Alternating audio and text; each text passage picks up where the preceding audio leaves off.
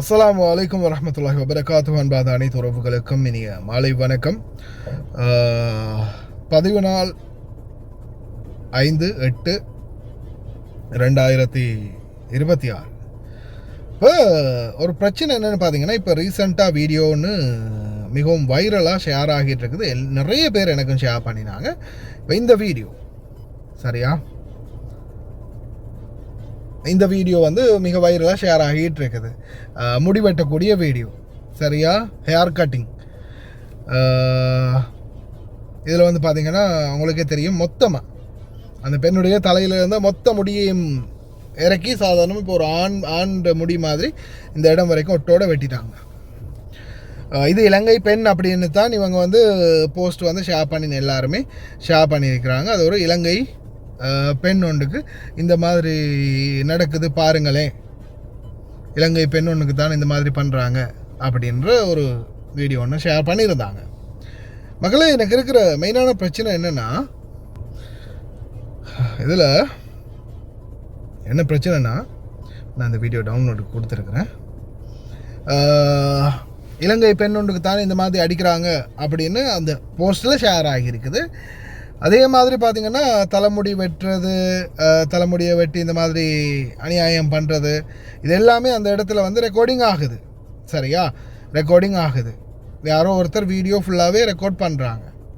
அந்த நேரத்தில் அந்த பாதிக்கப்படக்கூடிய பெண் இருக்கிறாங்க தானே, அந்த பாதிக்கப்படக்கூடிய பெண் அவங்க அந்த இடத்துல சரி பாதிக்கப்படுறாங்க. இலங்கை பெண், அது எந்த ஒரு பெண்ணாக இருந்தாலும் இது தவறு. இது முற்றிலுமே தவறு. அப்படி செய்யக்கூடாது. உண்மையிலே அது ஒரு செஞ்சது மிகப்பெரிய ஒரு அநியாயம் அப்படின்னு சொல்லலாம். யாராக இருந்தாலும் ஒரு பெண் தானே, எதாக இருந்தாலும் தண்டனை கொடுக்கறதுக்குன்னு ஒரு விதம் இருக்குது.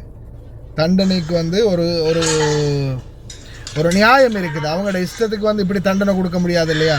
அடிக்கிறது, அதே மாதிரி முடியை பிடிச்சி வெட்டுறது, இது தண்டனை இல்லை.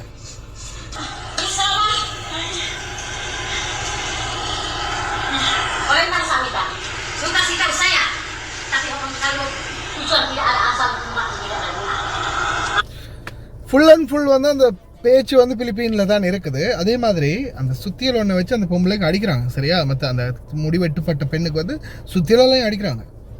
அப்படி அடிக்கும்போது கூட அந்த ஆயினே ஒயினோ ஒன்று அந்த வார்த்தை ஒன்று சொல்கிறாங்க அவங்க.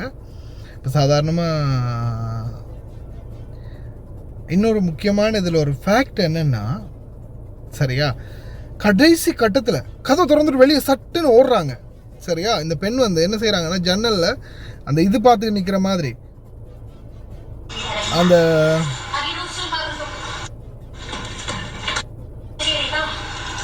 இந்த கண்ணாடியில் அந்த இதை பார்த்து நிற்கிற டக்குன்னு கதவை திறந்துட்டு ஒரே ஓட்டமாக ஓடிட்டாங்க வெளியே. அப்போ கூட வெளியே ஓடினாங்க தானே. வெளியே ஓடின உடனேயே ஓடிப்போய் என்ன செய்கிறாங்க, இந்த பெண் ஓடிப்போய் பிடிக்கிறாங்க. பிடிச்சி அப்போ கூட சுத்தியலால் அடிக்கிற மாதிரி இந்த மாதிரி சீனுகள் வருது. பிடிக்கிறாங்க. இப்போ இது ஒரு அப்பார்ட்மெண்ட் தான், பில்டிங் தான், விலங்குது அழகா அந்த பார்ட்டிஷன் மாதிரி இருக்கக்கூடிய பில்டிங் ஒன்று. ஒரு வேளை இப்போ பில்டிங் வெளியே வந்த பிறகு தனக்கு அநீதி இழைக்கப்படுது அப்படின்றது சத்தம் போட்டு கத்தலாம், என்ன காப்பாத்துங்க சொல்லி கத்தலாம் தானே, தன்னுடைய மொழியிலேயோ சொல்லி கத்தலாம் தானே. பெண்களுக்கு சத்தம் போட்டு கத்துறத சொல்லியா தரணும்? கத்தலாம் தானே. நடந்தது அநீதி, நான் ஏற்றுக்கொள்கிறேன். ஆனால் கத்தலாம் தானே. அது கூட அந்த பெண் பண்ணலை.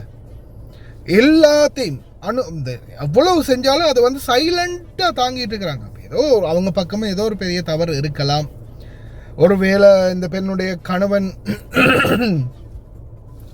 இந்த நாடுகளில், வெளிநாடுகளில் 199% நடக்கக்கூடிய மிகப்பெரிய ஒரு விளைவுன்னா அதுதானே. சிலர் இந்த நாடுகளை பொறுத்தவரையில் சொந்தமாக சிலர் வச்சுருக்க மாட்டாங்க, ஒன்று வச்சுருப்பாங்க, இன்னொரு இடத்துல இன்னொன்னையும் வச்சுருப்பாங்க. இந்த மாதிரி சில சம்பவங்கள் நடக்கும் இல்லையா. அப்படியான சூழலில் ஒருவேளை இவங்கள்ட்ட மாட்டியிருக்கலாம், அதனால் கோபப்பட்டிருக்கலாம். அந்த மாதிரியும் சில நேரங்களில் ஆகிறது. தன்னுடைய தவறு இருக்கிறதால அவங்க அவ்வளோ பொறுமையாக இருந்தாங்களா அப்படின்றது தெரியாது. ஆனால் எது இருந்தாலும் சட்டம் இப்படியெல்லாம் செய்கிறது தவறு, அது தவறு. ஆனால் ஒரு ஒரு ஃபேக்டே இல்லாமல் இருக்குது. அடுத்தது இலங்கையர் அப்படி, இந்த பெண் இலங்கை தான் அப்படின்றதுக்கு எந்த ஒரு நூல் அளவில் கூட, ஒரு துரும்பளவில் கூட, ஒரு முடியளவில் கூட இதில் ப்ரூஃபான எவிடன்ஸ் கேதர் பண்ண முடியலை என்னால். ஏன்னா நான் இதை வந்து வண்டியில் என்னுடைய டோட்டல் சவுண்டு, மேக்ஸிமம் சவுண்டு பார்த்தீங்கன்னா கிட்டத்தட்ட 35 வருது. இதில் இந்த 35 சவுண்டை நான் வச்சா, நான் நினைக்கிறேன் சாதாரணமாக ஒரு 50 மீட்டர் தூரத்துக்கு இந்த சவுண்டு கேட்கும். வண்டிக்குள்ளே ஃபுல் கண்ணாடியெல்லாம் உயர்த்தி ஏசியெல்லாம் ஒன் பண்ணி கண்ணாடியெல்லாம் ஃபுல்லாக பூட்டி வச்சுருந்தாலும் ஒரு 50 மீட்டர் தூரத்துக்கு கேட்கும் இந்த வண்டிக்குள்ளே நான் ஃபுல் சவுண்டில் வச்சுட்டு வெளியாகினேன். அப்படி ஒரு சவுண்டில் வச்சு கூட நான் கேட்குறேன். ஒரு வார்த்தை சரி, இந்த பெண்ணை பற்றி ஏதாவது ஒரு வார்த்தை வருதா, இல்லை இந்த அடி வாங்கக்கூடிய பெண் ஏதாவது ஒரு வார்த்தை பேசுகிறாங்களா அவங்க மொழியில் அப்படின்னு பார்த்தா இல்லை, அதுவும் கான்ஃபிடென்ட்டாக இல்லை. அதே மாதிரி இந்த பெண் அவங்கள்ட்ட பேசுகிறதும் அவங்க மொழியிலே தான் பேசிக்கிறாங்க. இப்போ நீங்கள் யோசிச்சு பாருங்கள், உங்களுக்கும் ஒரு இன்னொரு நாட்டுக்காரங்களுக்கும் பிரச்சனை, அவங்களோட ஸ்பீக் பண்ணுற மொழி வந்து உங்களுக்கு இப்போ பிலிப்பீன் மொழி பெரும்பாலும் நம்ம ஆளுங்களுக்கு தெரியாது இல்லையா. இப்போ அவங்களும் நம்மளோட பேசும்போது ஒன்று அரபியில் இல்லைன்னா இங்கிலீஷில் தான் 190% பேசுவாங்க. நம்மளுக்கும் புரியணும் இல்லையா அவங்க பேசுகிறது நம்மளுக்கும் புரிகிற மாதிரி தானே. ஏதாவது பிரச்சனை வந்தால் அடிதடி வந்தாலும் ஒன்று அரபியில் இல்லாட்டி இங்கிலீஷில் தானே கூடுதலாக நம்ம பார்த்த ஃபைட்டுகள் அப்படி தான் நடக்கும். இப்போ இது வந்து தனி அவங்க மொழியிலே தான் பேசிக்கிறாங்க. அந்த பட்சத்தில் வந்து இது இலங்கை யாராக இருந்தாலும் பெண் தான் பாதிக்கப்பட்டது, அநியாயம் தான்.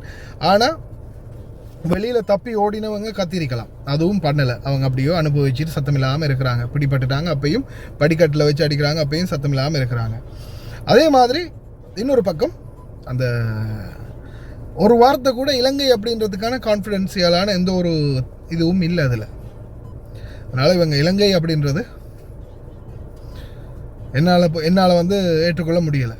அப்படி ப்ரூஃப் இருந்தால் யாராவது கொண்டு வாங்க, பேசலாம்.